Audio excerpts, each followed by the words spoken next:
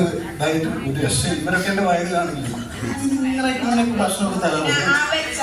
നിങ്ങൾക്ക് തിന്നാനല്ല, അതെല്ലാവർക്കും ഉള്ളത് നിങ്ങൾ മനസ്സിലാക്കേണ്ട ഒരു കാര്യമുണ്ട്. എന്റെ ഭാര്യ ഇത്ര ടേസ്റ്റ് ആയിട്ട് ഫുഡ് ഉണ്ടാക്കും ഒരാള് എന്റെ ഓക്കെ. അപ്പൊ നിങ്ങൾ പറഞ്ഞു 50 ലക്ഷം രൂപ കിട്ടും അല്ലേ? ഓക്കെ.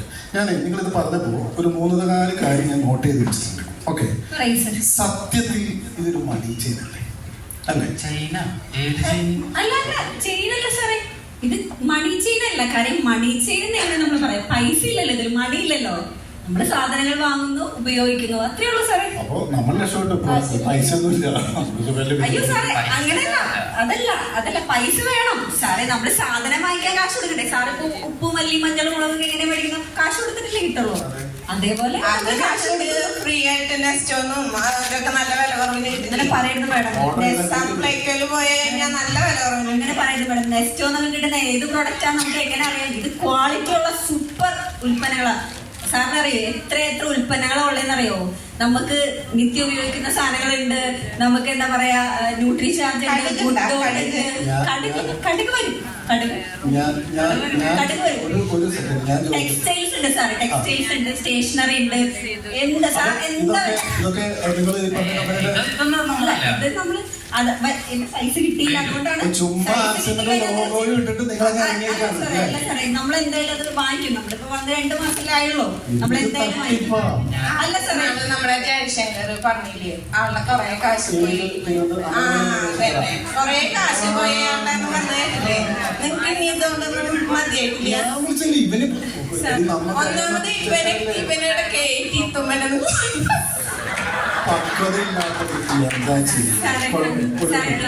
നമ്മുടെ ഉൽപ്പന്നങ്ങൾ നമ്മുടെ നിങ്ങൾ എങ്ങനെയായാലും എന്തെങ്കിലും സാധനങ്ങൾ പൈസ കൊടുത്ത് വാങ്ങിക്കും. അത് ആവശ്യം വാങ്ങിക്കണം, അത്രേ ഉള്ളൂ. സാർ പറയും സാർ. സംഭവം നിങ്ങൾ പറഞ്ഞ ശരി, സമ്മതിച്ചു. ഇത് മണി ചെയ്യാനല്ല, അതൊക്കെ നിങ്ങൾ പറയുന്നു. പ്രൊഡക്റ്റ് വാങ്ങാൻ പൈസ വേണ്ടേ? സത്യത്തിൽ പൈസ സാറേ, ഇത് എക്സ്ട്രാ പൈസ ഒന്നും വേണ്ടല്ല. നിങ്ങൾ എങ്ങനെയാ സാധനങ്ങൾ കിട്ടുന്നത്? കാശ് കൊടുക്കാതെയാണോ നിങ്ങൾക്ക് സാധനങ്ങൾ കിട്ടുന്നത്? കാശ് കൊടുക്കാതെ സാധനങ്ങൾ കിട്ടും. ഞങ്ങൾക്ക് നിർത്തി തരും, കടയില് കടം തരും. പക്ഷെ ഞാൻ ജോലി ചെയ്യുന്ന ആളാണ്. കിട്ടും സാറേ, അത് ശരി. പക്ഷേ സാറിന്റെ കയ്യിൽ നിന്ന് കാശ് എന്തായാലും പോകില്ല ഈ സാധനങ്ങൾക്ക്. ഇപ്പൊ ഉപ്പ് വാങ്ങിക്കാൻ കാശ് വേണം, മല്ലി ഉപ്പ് മേടിക്കാൻ കാശ് വേണം, ആട്ട മേടിക്കാൻ കാശ് വേണം, പേസ്റ്റ് മേടിക്കാൻ കാശ് വേണം, എല്ലാത്തിനും കാശ് വേണല്ലോ. അത്രേ ഉള്ളൂ. സാറത്തിൽ വേറെ കാശ് എന്താണുള്ളത്? വേറെ ഒരു കാശില്ല അല്ലേ? ഒരു കാശില്ല, അത്രേ ഉള്ളൂ. So simple. അപ്പോ സമയമുണ്ടോ ചെയ്യാനുണ്ട്? നിങ്ങൾക്ക് എന്നെ നോക്കാനുള്ള സമയമില്ല. ഇവർക്ക് കുടുംബശ്രീ ഉണ്ട്. ഇല്ലാത്ത സംഭവങ്ങളൊക്കെ എടുത്ത് തലയിൽ വെച്ചിട്ടുണ്ട്. ഞാൻ ഇത് 24 മണിക്കൂർ ശബ്ദിച്ചോണ്ടിരിക്കും. ബിസിന്ന് പറഞ്ഞ ബിസി, സമയമില്ല. അങ്ങനെയല്ല. എടാ, നിനക്ക് ഞാൻ ഒരാളെ പരിചയപ്പെടുത്താം. കോളേജിൽ ഒരു രാജനുണ്ട്. നല്ല താമസ നിനക്ക് ചെയ്യാൻ പറ്റും. ഒരു നാച്ചുറോപ്പതി ഡോക്ടർ നീ പൊക്കോ. അതല്ലെങ്കിൽ എനിക്കറിയാവുന്ന ഒരു ആർമി, ഒരു പുള്ളിയുടെ പേര് ഗിരീഷ്. അതെ ഗിരീഷ്, നമുക്കറിയില്ലേ ഗിരീഷ്? നിങ്ങൾ അവരെ പോയില്ലോ കേട്ടോ. നിങ്ങൾക്ക് പറ്റും. കാരണം ഞങ്ങൾക്ക് സമയമില്ല.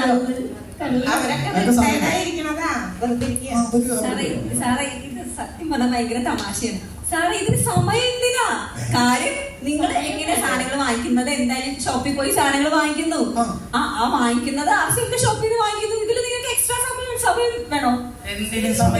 സമയമേ വേണ്ട നമുക്ക്. So simple. നിങ്ങൾ പറഞ്ഞ് ഞാൻ വിശ്വസിച്ചു. ഞാൻ ചോദിക്കട്ടെ, ഈ കമ്പനി പൂട്ടിപ്പോയില്ല, നിങ്ങൾ നേരിട്ട് കണ്ടാ ഇത് പൂട്ടിപ്പോയില്ല എന്നുണ്ടാവും? 2000 പിന്നെ അങ്ങനെ കമ്പനിയാണ്. സാറേ, ഞാൻ കണ്ടിട്ടില്ല, പക്ഷെ എന്റെ ലീഡർ കണ്ടിട്ടുണ്ട് സാറേ. ലീഡർ കണ്ടിട്ട് ഞങ്ങൾ തോട് ന്യായം കൊണ്ട് കമ്പനി കണ്ടിട്ടില്ല, പ്രൊഡക്റ്റ് ഉപയോഗിച്ചിട്ടില്ല, വസ്ത്രം കിട്ടുന്നത് വന്നിട്ട് അത് ഇട്ടിട്ടുമില്ല, ചുമ്മാ ഇങ്ങനെ പറഞ്ഞു. സാറേ എന്ന് പറഞ്ഞു. പക്ഷെ RCM കമ്പനിയെ കുറിച്ച് സാർ പറയുന്നത് സാറേ, എനിക്ക് സാറേ പറയാൻ പറ്റില്ല സാർ. അത്ര വിഷമമാണ് ഞങ്ങളുടെ കമ്പനി.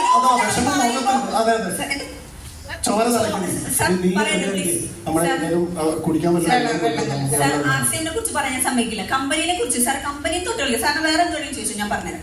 അല്ല, നിങ്ങൾക്ക് കമ്പനിയെ കുറിച്ച് എന്താ നീ മാത്രം നിന്നെ എനിക്ക് പരിചയമുണ്ട്. ഇവരാരൊക്കെ ചുമ്മാ വായാടി വെറുതെ മാറ്റി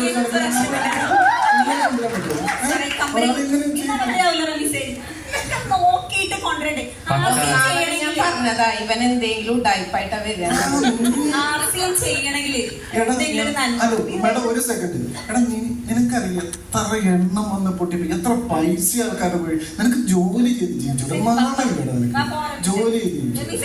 നല്ലൊരു ഒന്നാം തരം ജോലി എന്നാലാണ് ആർസി മനസ്സിലാവും, അല്ലാതെ ആർസിന്റെ ഒരു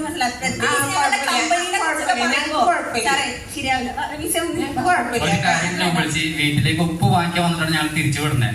അടുത്ത മാസം 1,00,000 രൂപ ആർസിന്ന് വാങ്ങിച്ചിട്ട് ഞാൻ തിരിച്ചു വരും. എടാ 1,00,000 വേണ്ട, ഞാൻ അന്നേരം ഞാൻ ജോലി ചെയ്തു. ഇന്ന് നമ്മളുള്ള ബന്ധം മതി മതി. ഇതേപോലത്തെ ആളുകളെ കൊണ്ട് നീ എന്നെ വിളിച്ച് കൊണ്ടുവരുന്നത് ഇതിലൊരു തലവരാണ്. ഞാൻ വരയ്ക്കാൻ അവിടെ ഫുള്ള് മുടിയല്ലേ. അപ്പൊ താങ്ക് യു. അപ്പം